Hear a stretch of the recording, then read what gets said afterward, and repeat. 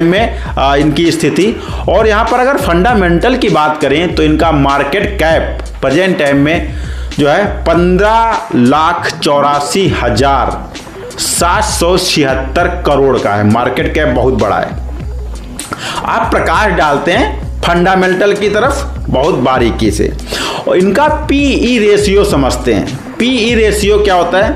P ratio वो होता है जहां पर हम ये देखते हैं कि जो प्रेजेंट टाइम में कंपनी का जो हिस्ट्री है या कंपनी की ज्योग्राफी यानी कंपनी किस तरीके से काम कर रही है।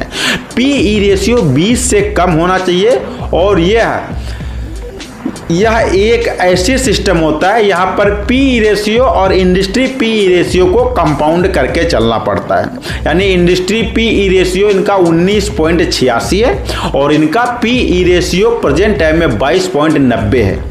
तो यहाँ पर अगर इनका रेशियो 20 से ज़्यादा है तो इसका मतलब ये नहीं कि कंपनी खराब है, इसका मतलब ये भी हो सकता है कि यहाँ पर लोगों का भरोसा इस पर ज़्यादा है, इस वजह से यहाँ पर जो है इस कंपनी का जो है पीई रेशियो बढ़ा हुआ है ना। इंडस्ट्री पी रेशियो कंपनियों का जो रेशियो है मतलब इस इंडस्ट्री की जो कंपनियां हैं उनका रेशियो 19.86 के समथिंग है, लेकिन इनका रेशियो प्रेजेंट टाइम में बढ़ा हुआ है ना। अब बात करते हैं पीबी रेशियो की। इसका मतलब क्या होता है? इसका मतलब ये है कि अगर हम 1.93 रुपये लगाएंगे तो यहाँ पर हमें 1 रुपया मिलेगा, कमा करके कंपनी देगी।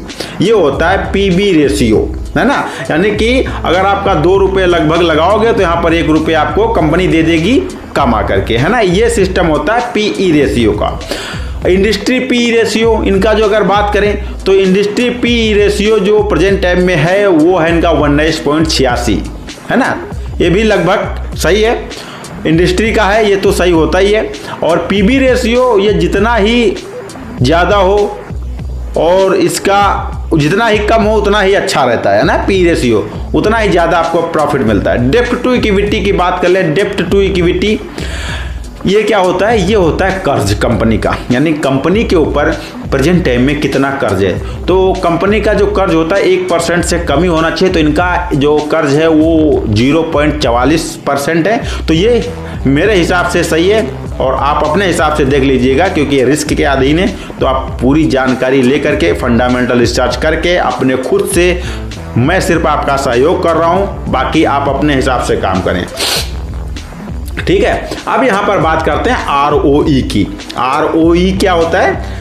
ये एक प्रकार का रिटर्न का काम करता है, यानी कि रिटर्न कमाकर शेयर होल्डर्स को देती है कंपनी। कितना अधिक यहां आरओई होगा उतना ही सही होगा।